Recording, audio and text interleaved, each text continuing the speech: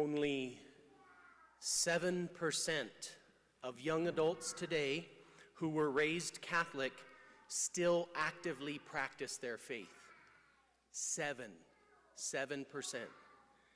Of the 93% who are no longer practicing their faith, most of them are making that decision by the time they're 13 years old.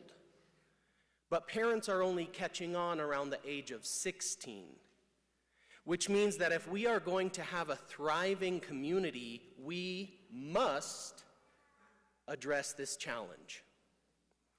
We just heard how the followers of Jesus solved their problem in the early church when reputable men filled with the Spirit and wisdom accepted specific tasks so that the Word of God could be proclaimed, causing it to spread and the number of disciples to increase. Even those who had been hostile to the faith began to convert. So they had their community, they noticed there was a problem, they had to find a way to address it, and then the community began to flourish once again. The same is true for us today. Like in the Middle Ages, when local communities came alive using the master-apprentice model for training a new generation of practitioners who then became journeymen to extend the reach. Whether they be butchers or bakers or candlestick makers, glass blowers, carpenters, or blacksmiths, someone would perfect their trade, hand it on to others, and then send them out. The other benefit is they could all barter with each other for goods and services so that everyone in the community got what they needed. A person becomes an apprentice of Jesus, the Master, through personal conversion and choosing to put him at the center of their lives. Learning essential skills like how to receive God's merciful love and how to cooperate with his plan for a more abundant life with complete joy, especially with the help of a mentor who can show us how and keep inviting us to practice. Practice those skills until you become expert at them. When ready, they are then sent out as journeymen or missionary disciples, actively engaged in evangelizing others according to the model of Jesus for the full fruitfulness of our local parish, especially so that our children are becoming apprentices by the time they're 13 and journeymen by the time they graduate high school. So, crossing the thresholds of conversion, becoming intentional disciples by the time you're 13, and then becoming a missionary disciple ready to evangelize others by the time you graduate high school. That's what it would look like. It was the same for St. Paul, who needed help at first from disciples like Ananias and Barnabas, but he quickly became a journeyman of his own right, and then a master evangelist with apprentices of his own, such as Timothy and Titus.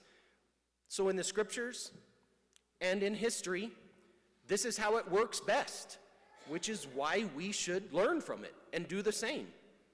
Wherever there is conversion and growth in the church today, it is because of this model.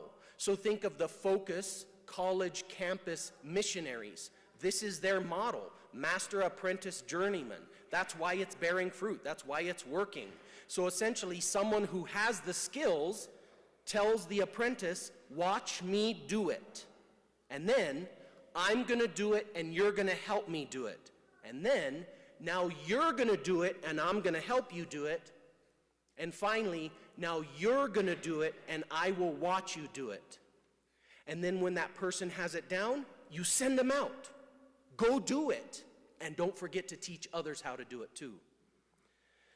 There is another group run by a priest called Homeboy Industries. It's the largest gang intervention, rehabilitation, and reentry program in the world. Young people caught up in dangerous lives are offered an alternative, where they become part of a loving little village that walks with them through essential services until they are ready to become vital members of society with healthy families and productive lives, finally seeing their true worth for the very first time. To understand what a big deal this is, we should understand something about these people. The Adverse Childhood Experiences Study is a questionnaire that identifies 10 traumas that happen to someone before their 18th birthday. 5 are personal: physical abuse, verbal abuse, sexual abuse, physical neglect, and emotional neglect. The other 5 are related to family members: a parent who is an alcoholic or a drug addict, a mother who is the victim of domestic violence, a family member in jail, one diagnosed with mental illness, the disappearance of a parent through divorce, death, or abandonment.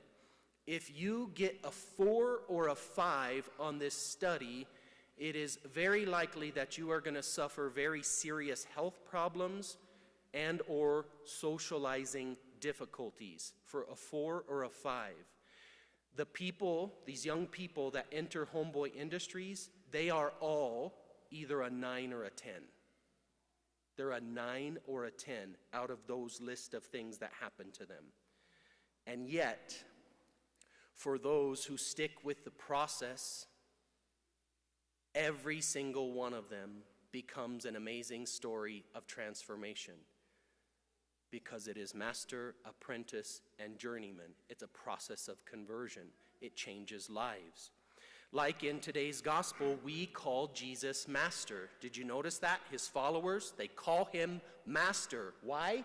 Because they're his apprentices. Master, teach us. Master, show us how. Master, they're always coming to him with questions because they're learning how to be like him. Jesus is the master. They are his apprentices. They call him Master, and he tells us, whoever believes in me will do the works that I do. That's the model. Do the works that I do. Imitate me. I will show you, you will do it. The works that he does are communicating the Father's love, healing wounds, casting out demons, finding the lost, and raising the dead. These are the works that the Lord does. These are the works we should be learning from him how to do. And then these are the works we should be teaching our young people how to do. What if this parish became Jesus' workshop, full of apprentices and journeymen engaged in the most important trade in the world?